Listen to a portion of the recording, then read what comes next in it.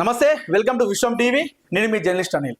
నేను నవ్య. ఓకే, జూబ్లీహిల్స్ పైన యావత్ తెలంగాణ అంతా కూడా ఎదురు చూస్తా ఉంది.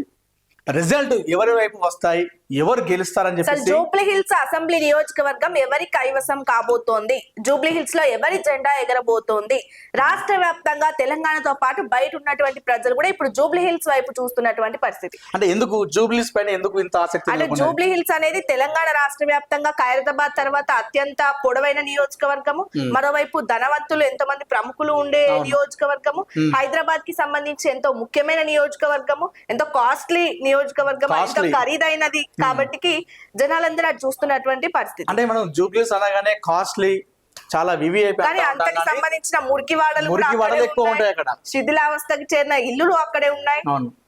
సో ఏదేమైనప్పుడు కూడా ప్రధాన పార్టీలన్నీ కూడా జూబ్లీహిల్స్ ఉప ఎన్నికపైనే వాళ్ళు ఎదురు చూస్తా ఉన్నారు, రిజల్ట్ ఎవరి వైపు వస్తుందని చెప్పేసి. ఎందుకంటే ఈ ఉప ఎన్నిక రిజల్ట్ ఫలితం ఏదైతుందో రాబోయేటువంటి సార్వత్రిక ఎన్నికల్లో అది ఎఫెక్ట్ చూపుతుందని చెప్పేసి భవిష్యత్తుకి ఇది రాబోయే ఎన్నికలకు కాకపోయినా ఇప్పుడు స్థానిక సంస్థలు అనుకోవచ్చు. ముఖ్యంగా కాంగ్రెస్ పార్టీ చూపించుకోవాలి, హైదరాబాద్ లో ఈ సీటు గెలిచాము, ఉప ఎన్నిక గెలిచాము, సో మమ్మల్ని స్థానిక సంస్థల ఎన్నికలలో గెలిపించండి అంటున్నారు. అంటే మీరు ప్రధాన పార్టీలు 3 ఉన్నాయా పోటీలో? ప్రధాన పార్టీలో చూసుకుంటే మనకు తెలియదు, మనకి 3 అనే అనుకుంటున్నాము, అదర్స్ తో కలిపి 4 అనుకుంటున్నాం, కానీ మొత్తం 58 మంది అభ్యర్థులు పరిస్థితి ఉన్నప్పటికీ కూడా రేపు జరిగేటువంటి కౌంటింగ్ లో ఎవరిది ఉంటది పై చేయి? 2 టాప్ 2 అంటే మీరు ఎవరు చెప్తారు? అంటే ముందు అంటే టికెట్లు కేటాయించిన విషయాన్ని ఒకసారి చెప్పండి. బీఆర్ఎస్ నుంచి ఎవరున్నారు, కాంగ్రెస్ నుంచి ఎవరున్నారు, బీజేపీ నుంచి ఎవరున్నారు? సో బీఆర్ఎస్ పార్టీ నుండి మాగంటి గోపీనాథ్ సతీమణి మాగంటి సునీత గారు ప్రెసిడెంట్ అక్కడ జూబ్లీహిల్స్ లో ఎమ్మెల్యే అభ్యర్థిగా పోటీ చేశారు. అదేవిధంగా నవీన్ కుమార్ యాదవ్ కాంగ్రెస్ పార్టీ నుండి ఎమ్మెల్యేగా పోటీ చేయడం జరిగింది. అదేవిధంగా బీజేపీ నుండి లంకల దీపక్ రెడ్డి కూడా పోటీ చేయడం జరిగింది. ఇక మిగతా వాళ్ళన్ని కూడా ఇండిపెండెంట్, మొత్తం కలిపి 58 మంది అభ్యర్థులు. సో 58 మంది అభ్యర్థులు జూబ్లీహిల్స్ ఉప ఎన్నిక బరిలో ఉన్నారు. ముందుగా మనం బీఆర్ఎస్ నుంచి మాగంటి సునీత బలబలాలు ఏంటి, అసలు అక్కడ ఆమెను ఓటేయాలంటే ఏం చూసి వేస్తారు జనాలు? అంటే మాగంటి గోపీనాథ్ చేసిన అభివృద్ధిని బట్టే బీఆర్ఎస్ కి ఓటు పడతాయి. మరి ఎంతవరకు మాగంటి గోపీనాథ్ అభివృద్ధి చేయగలిగాడు?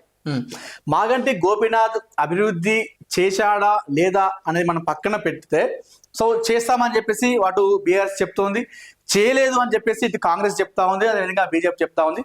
సరే, ఏది ఏమైనప్పటికీ కూడా మాగంటి గోపీనాథ్ వ్యక్తి గత 3 టర్ములుగా వరుసగా గెలవడం జరిగింది జూబ్లీహిల్స్ కాన్ఫరెన్స్ లో. ఇప్పటి వరకు ఆయనకు ఓటమి లేదు. అదే విధంగా చూసుకుంటే ఏదైతే తెలంగాణ రాష్ట్రం వచ్చిన తర్వాత ఆయన కంటిన్యూస్ గా జూబ్లీహిల్స్ నియోజకవర్గాన్ని కైవసం చేసుకొని అక్కడ ఎమ్మెల్యేగా 3 సార్లు వరుసగా గెలవడం జరిగింది. అదేవిధంగా అధికారం ఏదైతే మొన్న సార్వత్రిక ఎన్నికల్లో కాంగ్రెస్ పార్టీ అధికారంలో వచ్చినప్పటికీ కూడా, సార్వత్రిక ఎన్నికల్లో కాంగ్రెస్ పార్టీ అత్యధిక సీట్లు గెలిచినప్పటికీ కూడా జూబ్లీహిల్స్ లో మాత్రం బీఆర్ఎస్ కైవసం చేసుకుని, అందులో జూబ్లీహిల్స్ కూడా బీఆర్ఎస్ కైవసం చేసుకుంది. సో ఇవన్నీ కూడా ఆయనకు బలబలని చెప్పుకోవచ్చు. ఆయనకు పార్టీతో అంటే ఇప్పుడు మనం ముఖ్యంగా చూసుకుంటే అనిల్, మాగంటి సునీతకి ఓటేయాలంటే 3 పర్యాయాలు అసలు మాగంటి గోపీనాథ్ ఏం చేశాడనే దాని మీదనే మాగంటి సునీతకి ఓట్లు పడతాయి. అంటే మాగంటి సునీత ఇప్పుడు మనం ప్రచారంలో చూసినా గానీ ఎక్కడ మాట్లాడింది లేదు. రాజకీయానికి సంబంధించి ఎక్కడ అవగాహన లేని విషయాన్ని చూసాము, ప్రత్యర్థులను ఎలా తిప్పి కొట్టాలో తెలియని విషయం చూసాము. ఓట్లు పడితే మాగంటి గోపీనాథ్ చనిపోయాడు అనే సానుభూతితో అయినా పడాలి, లేకపోతే మాగంటి గోపీనాథ్ 3 పర్యాయాలు అసలు జూబ్లీహిల్స్ ప్రజలకు ఏం చేశారో గుర్తుంటే మాత్రానికి సునీతకి ఓట్లు పడతాయి. కాంగ్రెస్ పార్టీ పైన వ్యతిరేకత కూడా పడవచ్చు. అంటే పథకాలు అటు పథకాలు కావచ్చు, అదేవిధంగా ఈ 2 సంవత్సరాలు ఏదైతుందో కాంగ్రెస్ పార్టీ పైన కాస్త వ్యతిరేకత వచ్చిందని చెప్పేసి జనాలు అయితే ఒకటి నమ్మకం ఉంది. అంటే నమ్మకం ఎవరికి ఉంది? బీఆర్ఎస్ పార్టీ పైన నాయకులకు మాత్రం ఉంది.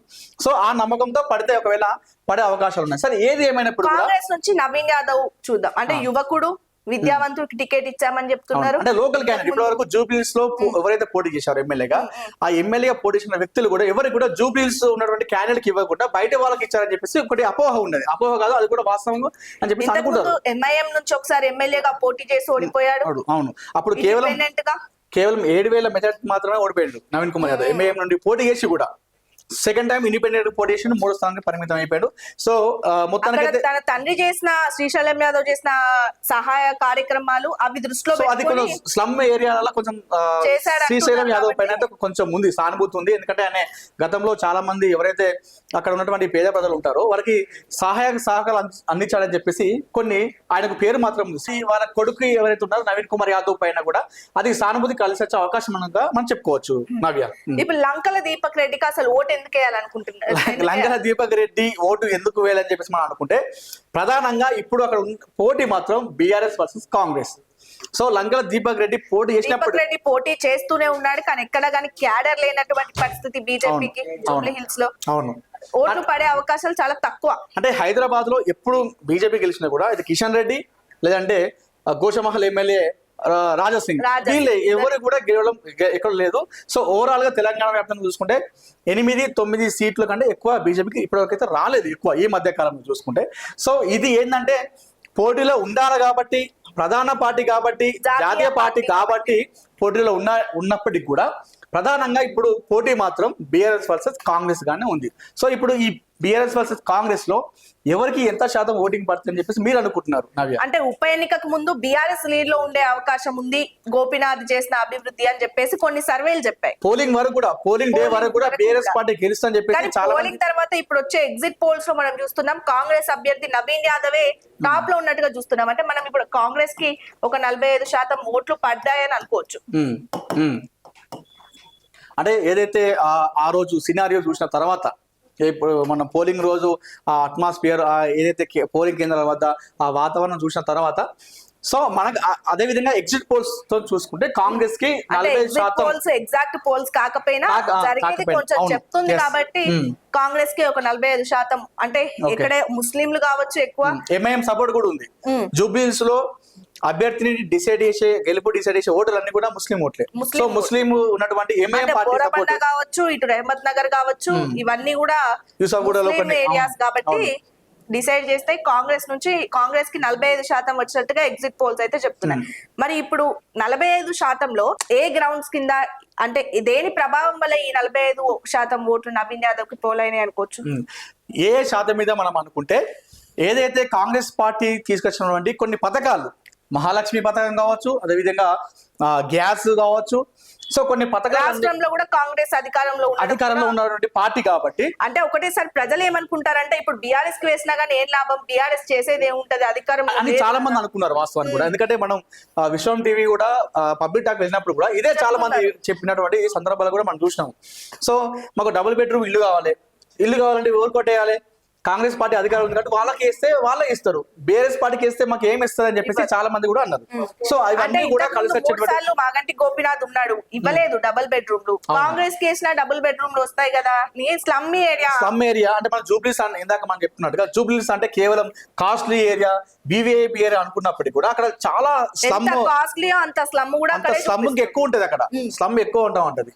సో ఏదైతే ఈ స్లమ్ ఉన్నటువంటి ఉన్నారో అంతా కూడా కాంగ్రెస్ పార్టీకి ఈ విధంగా 40% ఓట్లు పడ్డట్టుకైతే మనం అనుకోవచ్చు Navya. So next BRS maximum exit polls వరకు వచ్చిన సర్వే ప్రకారం చూసుకున్నా గానీ కాంగ్రెస్ అభ్యర్థి నవీన్ యాదవ్ అత్యధిక ఓట్లతో పై స్థాయిలో ఉండే అవకాశం ఉంది. ఆయనకు వచ్చిన ఓట్లు కూడా 45% చెప్పుకుంటున్నాము. నెక్స్ట్ బీఆర్ఎస్ కి ఇచ్చేద్దాం. బీఆర్ఎస్ కి ఎంత ఇస్తారు మీరు? మీ ఓటింగ్ శాతం మీరు ఎంత ఇస్తారు? ఒక 37-35 మరీ అంత ఉండదు. నేను ఇచ్చేది నవ్య 41 ఇస్తాను. 41 అంటే హోరాహోరీగా అక్కడ పోరు కొనసాగింది. సో కాంగ్రెస్ పార్టీ అధికారులు ఉన్నప్పటికీ కూడా, ముస్లిం ఓట్ల బలం కాంగ్రెస్ ఉన్నప్పటికీ కూడా బీఆర్ఎస్ కూడా ఏ మాత్రం తగ్గలేదు, చాలా పోటీ ఇచ్చింది కాంగ్రెస్ పార్టీకి. సో వీరికి వారికి మధ్య కేవలం 4% ఓట్లు మాత్రమే వ్యత్యాసం ఉంటాయని చెప్పేసి నేను అనుకుంటున్నాను నవ్య. అంటే ఎన్నికల డేట్ కంటే ముందు మనం ఏమనుకున్నామంటే అందరు మాట్లాడేదాన్ని బట్టి ఓకే నవీన్ యాదవ్ అంటే రౌడియా అది జనాల్లోకి బాగా తీసుకెళ్లారు పార్టీ వాళ్ళు.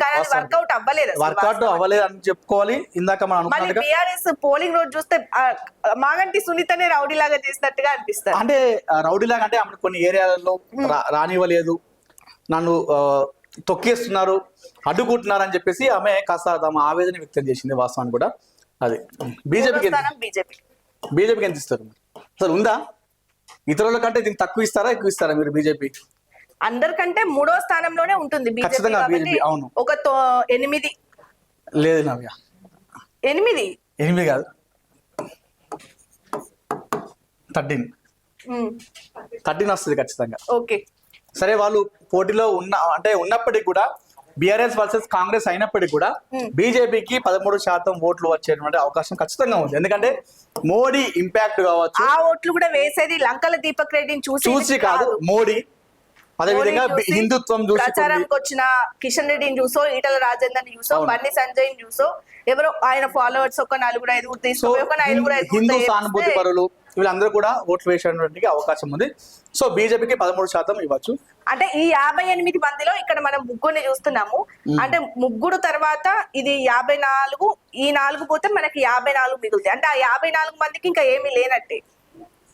లేని అంటే కొంతమంది ఎవరైతే ఇండిపెండెంట్ వాళ్ళ ఓట్లు వాళ్ళు వేసుకోవడం, వాళ్ళ కుటుంబ సభ్యుల ఓట్లు వేయడము, వాళ్ళకి తెలిసిన వాళ్ళ ఓట్లు వేయడము, నిరుద్యోగుల ఓట్లు కొన్ని మాత్రం వస్తాయి. కానీ ప్రధానంగా కాంగ్రెస్, బీఆర్ఎస్, బీజేపీ వీరి మధ్యలో ఉన్నప్పటికీ కూడా కాంగ్రెస్ పార్టీకి 45%, బీఆర్ఎస్ పార్టీకి 41%, బీజేపీకి 13%, ఇతరులకి మాత్రం 1% వచ్చే అంటే అవకాశాలు ఉన్నాయి నవ్య. సో ఏది ఏమైనప్పటికీ కూడా ఈ జూబ్లీస్ ఉప ఎన్నికలో ఫలితాల్లో అటు కాంగ్రెస్ పార్టీ మనకి కౌంటింగ్ ఉంది. రేపు కౌంటింగ్ ఉంది. 8 గంటలకు స్టార్ట్ కాబోతుంది. మధ్యాహ్నం 12 గంటల వరకు క్లోజ్ కాబోతుంది. మామూలుగా మనకు 10 వరకు ఖచ్చితంగా ఎవరు గెలిచారనే తెలిసిపోతుంది. 10 రౌండ్లలో కౌంటింగ్ జరుగుతాయి. 42 టేబుల్ ఉన్నట్టుగా కూడా చూస్తున్నాం. అంటే అది ఎప్పుడు వారు వన్ సైడ్ ఉన్నప్పుడు మీరు అనేది వారు వన్ సైడ్ ఉన్నప్పుడు 10 గంటల వరకు మాత్రమే తెలిసే అవకాశం ఉంటుంది. కానీ ఇక్కడ వారు వన్ సైడ్ లేదు. 10వ రౌండ్ మధ్య పోటీ కనిపిస్తుంది. 10వ రౌండ్ వరకు కూడా అవకాశం ఫలితం వచ్చే అవకాశం లేనట్టుకైతే నాకైతే కనిపిస్తా ఉంది. సరే ఏదేమైనప్పుడు కూడా కాంగ్రెస్ బీఆర్ఎస్ మధ్యలో ఒకవేళ కాంగ్రెస్ పార్టీ అభ్యర్థి నవీన్ కుమార్ యాదవ్ గెలిస్తే నా దృష్టిలో 5K to 10K మధ్య ఓటుతో మాత్రమే గెలుస్తాడని చెప్పేసి నేను అనుకుంటున్నా. నవ్య, మీరేమంటారు? అంటే కొంత శాతంతోనే తేడా ఉండే అవకాశం ఉంది. ఎందుకంటే ఇక్కడ చూసిన బలమైన అభ్యర్థి, ఇక్కడ చూసిన బలమైన అభ్యర్థి. కానీ ఇక్కడ ఉన్న ప్లస్ పాయింట్ కాంగ్రెస్ కి ఏంటంటే రాష్ట్రంలో వాళ్ళు ఉన్నారు కాబట్టి ఏదైనా చేయడానికి ఉంటుంది. ఇక్కడ ఇస్తే ఏది చేయడానికి ఉండదు కదా బీఆర్ఎస్ కి ఇచ్చినా అని కూడా. ఓకే, ఇప్పుడు మరి ఏదేమైనా కానీ కాంగ్రెస్ కి టాప్. బీఆర్ఎస్ గెలిస్తే ఎంత ఓట్లతో గెలుస్తారు అనుకుంటున్నాను మీరు? నేను కాంగ్రెస్ గెలిస్తే 5K to 10K మధ్య గెలుస్తా చెప్పిన. బీఆర్ఎస్ పార్టీ గెలిస్తే రెండింటికి ఉండే తేడా అదే కదా. ఒక 10,000 ఓట్లను మించి అక్కడ జరగదు. ఎందుకంటే మనకి మొత్తంగా ఉన్నాయి 4 లక్షల ఓట్లు. అయితే 1 లక్ష చిల్లర అంతమందే ఓటింగ్ హక్కుని నమోదు చేసుకున్నారు కాబట్టి ఇప్పుడు 407 పోలింగ్ కేంద్రాలు, అన్ని పోలింగ్ కేంద్రాలు ఉన్నప్పటికీ కూడా తక్కువ మందే ఓటు వినియోగించుకోవడం చూస్తున్నాం. ఇప్పుడు జూబ్లీ హిల్స్ లాంటి పెద్ద నగరంలో ఎందుకు అంత తక్కువ ఓటింగ్ శాతం నమోదై ఉండొచ్చు? అవగాహన లేకపోవడము, మాకు ఎందుకు అని చెప్పేసి అనుకోవడము. సో అక్కడ జూబ్లీస్ అనగానే కాస్ట్లీ ఏరియా, వివిఐపులు మాకు ఎందుకు అని చెప్పేసి అనుకోవడమా, లేదంటే షూటింగ్లోకి వెళ్ళడమా, ఇదే ఏదో ఒకటి జరిగింది అనుకుంటున్నా నవ్య. సో ఏదేమైనప్పుడు కూడా మొత్తానికైతే కాంగ్రెస్ పార్టీ. ఇంకొకటి మాట్లాడుకుందామని, ఇప్పుడు కాంగ్రెస్ గెలిచిన, బీఆర్ఎస్ గెలిచిన, బీజేపీ గెలవదు, అదర్స్ గెలవదు. ఇప్పుడు కాంగ్రెస్ గెలిస్తే నిజంగా స్థానిక సంస్థల ఎన్నికల్ని ఎట్లా ప్రభావితం చేసే అవకాశం ఉంటది రాష్ట్ర వ్యాప్తంగా? ఖచ్చితంగా ఒకవేళ గనక కాంగ్రెస్ పార్టీ అభ్యర్థి నవీన్ కుమార్ యాదవ్ జూబ్లీహిల్స్ ఉప ఎన్నికలో గెలిస్తే మాత్రం స్థానిక సంస్థల ఎన్నికల్లో ఇది ఇంపాక్ట్ చూపించేటువంటి అవకాశాలు చాలా కనిపిస్తాయి. దీని వల్ల వాళ్ళకి ఇంకా బూస్ట్ అప్ తోని ముందుకెళ్ళేటువంటి అవకాశం అయితే మనకు కనిపిస్తా ఉంది నవ్య. సో బీఆర్ఎస్ మాత్రం ఓడిపోతే మాత్రం స్థానిక సంస్థల ఎన్నికల్లో సరే వాళ్ళు ఎంత జోష్కున్నప్పటికీ కూడా కాస్త డిసప్పాయింట్ అయ్యే అవకాశాలు అయితే మనకు ఇక్కడ కనిపిస్తుంది. ఖచ్చితంగా మరి రేపు కౌంటింగ్ జరిగేంత వరకు వెయిట్ చేయాల్సిన అవసరం ఉంది. జూబ్లీ హిల్స్ లో ఎగిరేది ఎవరి జెండా? నిజంగానే కాంగ్రెస్ నుంచి నవీన్ కుమార్ యాదవ్ గెలుస్తాడా? బీఆర్ఎస్ నుంచి మాగంటి సునీత గోపీనాథ్ గెలుస్తుందా? వీళ్ళిద్దరి మధ్య గట్టి పోటీ ఉండే అవకాశం ఉంది కాబట్టి రేపు 12 గంటలకల్లా మనకి మాక్సిమం ఖచ్చితంగా 12 వరకు, అది కూడా 10 రౌండ్ కూడా ఉత్కంఠ ఉంటది. ఏ రౌండ్ కూడా ఒకరు హైలైట్ అయితే ఉండదు. ఖచ్చితంగా హోరాహోరీగా పోరైతే సాగుతుంది ఖచ్చితంగా.